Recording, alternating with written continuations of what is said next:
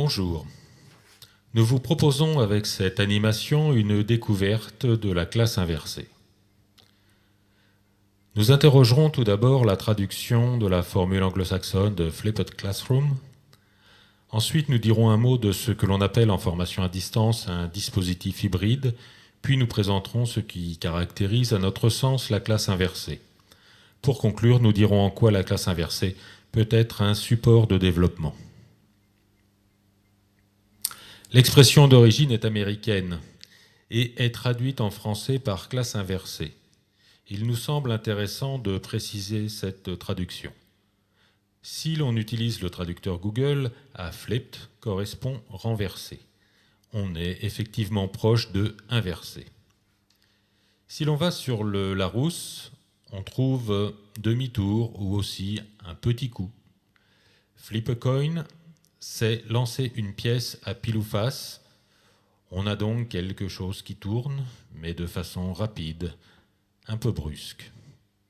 Le Collins, lui, affiche chic node ou actionner.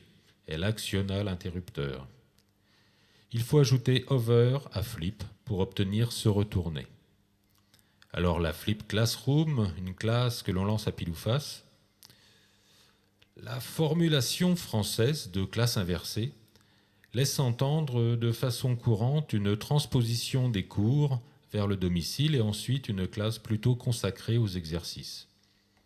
Pour se rapprocher du sens d'origine, une classe flippée ressemblerait plus à cela à une classe bousculée, secouée, animée, agitée, alternée, retournée et bien d'autres choses encore.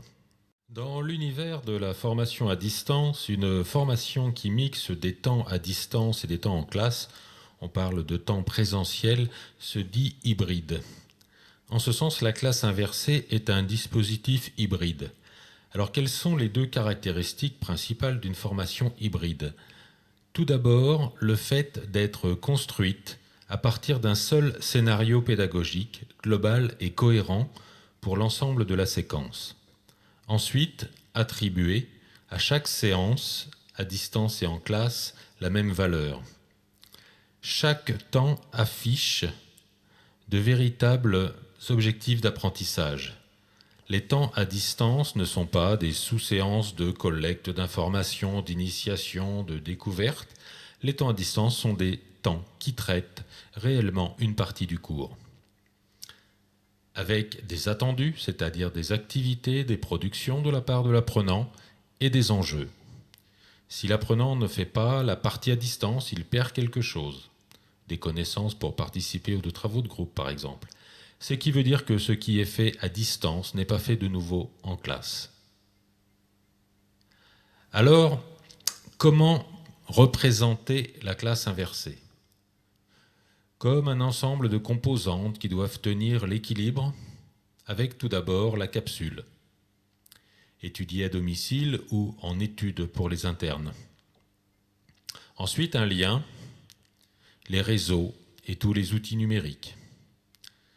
L'élément central, ce sont les stratégies et les méthodes mobilisées par la classe inversée.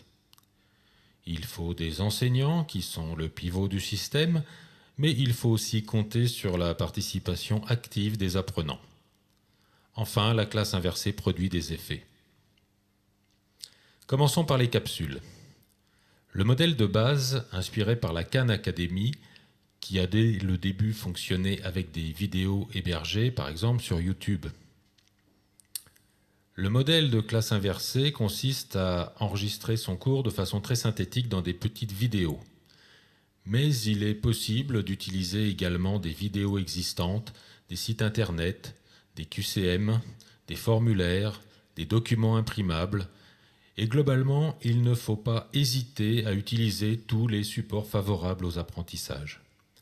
Il est aussi possible d'utiliser des capsules existantes sur Internet, ce qui évite d'en produire. Enfin, quel que soit le type de ressources, il faut des objectifs pédagogiques, des activités d'apprentissage, c'est-à-dire un guidage précis de l'apprenant, des attendus, des livrables qui permettent à l'apprenant de produire une description, une synthèse, une analyse, et qui permettent à l'enseignant de contrôler la réalité du travail. Ces capsules peuvent être accessibles en classe sur le réseau ou par clé USB.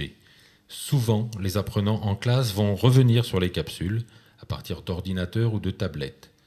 Mais, sauf exception, l'enseignant ne doit pas refaire en classe le contenu de la capsule. Une classe inversée est une classe numérique. Voyons ce qui va être utilisé. Internet, évidemment, pour l'accès à domicile. Pour structurer et mettre à disposition les capsules, il est possible d'utiliser un ENT, une plateforme de formation, mais aussi un site internet, un blog. Pour produire les capsules, il existe une multitude d'outils web de présentation, de capture d'écran, d'animation vidéo. Il est utile d'avoir une connexion dans la salle de cours en Wi-Fi ou par câble et un accès au réseau interne. Dans la plupart des cas, les apprenants disposent en classe d'ordinateurs ou de tablettes avec un appareil pour un groupe de 4 ou 5. En classe, des moyens de projection, de partage, d'échange. En ligne, des outils collaboratifs comme les wikis, les Padlet, les documents Google Drive pour pouvoir produire collectivement. Et également des outils de stockage et de communication, les portfolios, les blogs, les sites, les web TV, les réseaux sociaux. Un conseil, pour chaque usage, attention à ne pas multiplier les outils. Cela demande des temps de prise en main par les apprenants. Il faut également choisir des solutions techniques fiables et durables. La classe inversée va mobiliser un ensemble de concepts et de méthodes. Tout d'abord, les théories de l'apprentissage. De façon un peu caricaturale, la classe inversée renvoie la transmission des savoirs vers le domicile pour garder en classe des activités socio-constructivistes. Ce n'est pas aussi simple que cela. Dans la très grande majorité des cas, les enseignants qui pratiquent la classe inversée organisent des travaux de groupe, des pédagogies de projet, par le jeu, par problème, qui développent l'autonomie et la motivation des apprenants.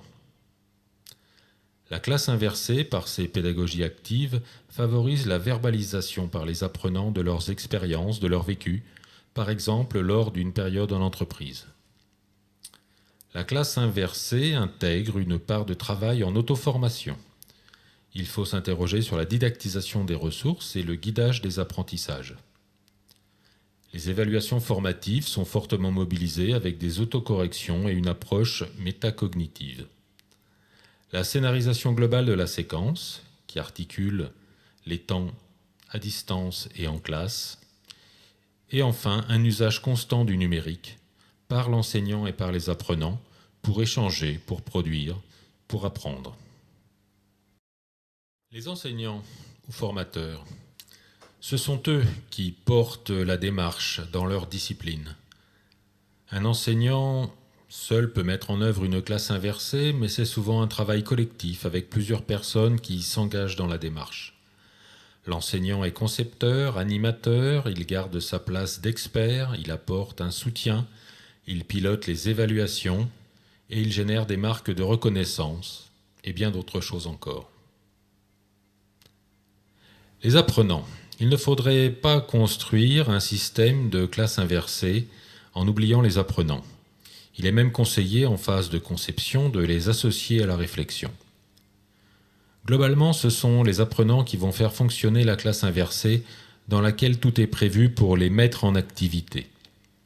Ils doivent travailler en autonomie, dans des cours qui sont plutôt collectifs, souvent dans des stratégies de production, de textes, d'exposés, de jeux de rôle, avec de fortes interactions et de multiples formes de communication. Voyons maintenant les effets de la classe inversée. La plupart des témoignages font état d'une plus grande motivation des apprenants avec des mécanismes d'apprentissage nouveaux et davantage collectifs.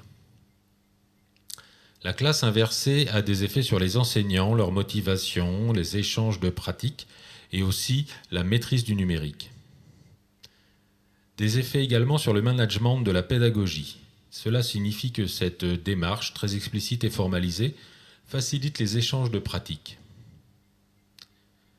Des effets sur l'image de l'établissement, un établissement numérique qui innovent. Des effets également auprès des partenaires, que ce soit les parents d'élèves, les professionnels, les maîtres d'apprentissage, de stage, les partenaires institutionnels.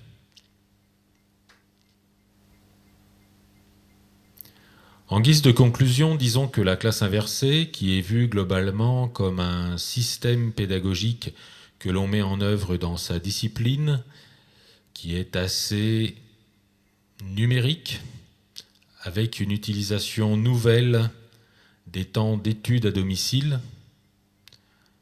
Cette démarche a des effets très directs dans la classe, mais aussi des effets plus globaux au niveau de l'établissement. Ainsi, la classe inversée est une démarche pédagogique accessible à chacun et peut s'inscrire dans une logique de développement de l'établissement.